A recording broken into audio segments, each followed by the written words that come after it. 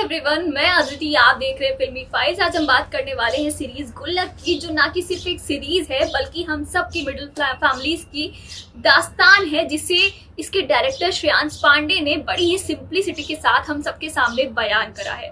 और हम सबको इसके सारे जो सीजन्स हैं वो बहुत ज्यादा पसंद कर रहे हैं हम लोगों ने, और सीजन 4 लेकर के आ गए हम की बार श्रेयांश पांडे हम सबके सामने। और इस सीजन को भी उतना ही कमाल तरीके से बनाया है श्रेयांश ने कि मैं कहूंगी कि आपको ये सीजन देखना ही जरूर अपना समय निकालना चाहिए इसको देखने के लिए। लेकिन उससे पहले सुन लीजिए मेरा ये रिव्यू, ताकि आप ये जजमेंट दे पाए कि अब की बार आप गुल्लक की सीजन 4 में इंटरेस्टेड हैं या नहीं। तो हर मिडिल क्लास फैमिली को अपनी ये कहानी लगने वाली सीरीज की शुरुआत होती है मिश्रा फैमिली के घर बचाओ अभियान से, जहां पर संतोष मिश्रा अपने घर को बचाने के लिए उन्हें रिश्वत तक देनी पड़ती है।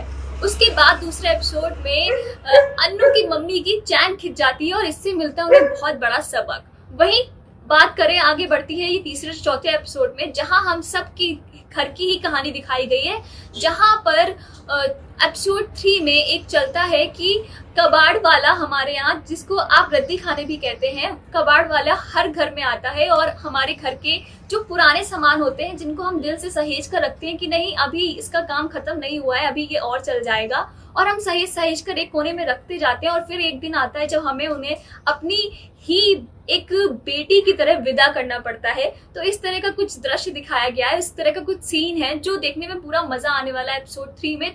तो चौथे एपिसोड में हमें दिखाया गया है कि अमन पर किस तरह से चढ़ता है उसकी जवानी का खुमार, और वो गलत राह में चलने की दिशा पे चल देता है। फिर किस तरह से उसका बड़ा भाई अनु उसे खींच करके वापस लाता है, और अपने माँ बाप की, जिसमें कि संतोष मिश्रा जो अभी तक फ्रैंक पापा बने हुए थे, उन्होंने अपने बच्चों को हमेशा अपनी माँ से, अन्नू की मम्मी से बचाया होता है, वो इस बार हाथ उठा देते हैं अपने छोटे बेटे अमन पर। तो क्यों और किस तरह से ये सारी चीजें, तो आप सीरीज देखिएगा, आपको उसमें और मजा आएगा देखने में। और मैं कहती हूँ आप जरूर अपने परिवार के साथ समय निकाल करके इस सीरीज को देखिएगा। बाकी एक चाट में जैसे स्वाद लगाता है ना आमचूर पाउडर, उसी तरीके से इस सीरीज में भी स्वाद लगाती हैं बिट्टू की मम्मी। जी हाँ, बिट्टू की मम्मी का कैरेक्टर हमें सीरीज 1 से ही देखने को मिला है, और हर सीरीज में मसाले सा स्वाद लेकर के आती है बिट्टू की मम्मी। और इस सीरीज में भी उन्होंने यही काम किया है, समय समय पर वो अपनी खुशमिजाजी का स्वाद अपने सीरीज में डालती रहती हैं।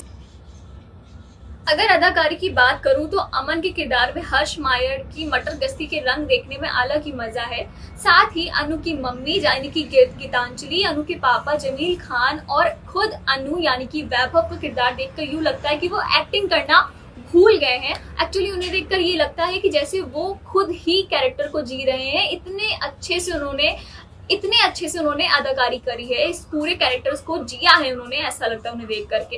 हेलिसा की बात करें तो हेलिसा ने भी कमाल की एक्टिंग करी, जितना भी उनका किरदार था उन्हें देख करके अच्छा लगता है। तो कुछ यूं थी गुल्लक की बात। गुल्लक का सीजन 4 भी उतना ही दिलचस्प है, मैं तो कहूंगी, जितना कि गुल्लक का सीजन 1, 2, 3।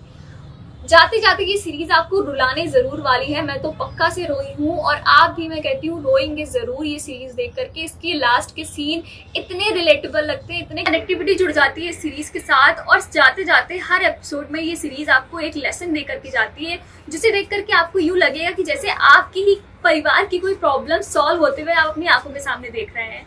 तो मैं तो कहती हूँ कि आज रात खाने में कटहल की सब्जी बनवाइए और गुल्लक की सीरीज को, सीजन 4 को परिवार बैठ करके अपने घर के साथ में निपटाइए। अभी के लिए इतना ही, बाकी और अपडेट्स के लिए देखते रहिए फिल्मी फाइल्स, बने रहिए हमारे साथ।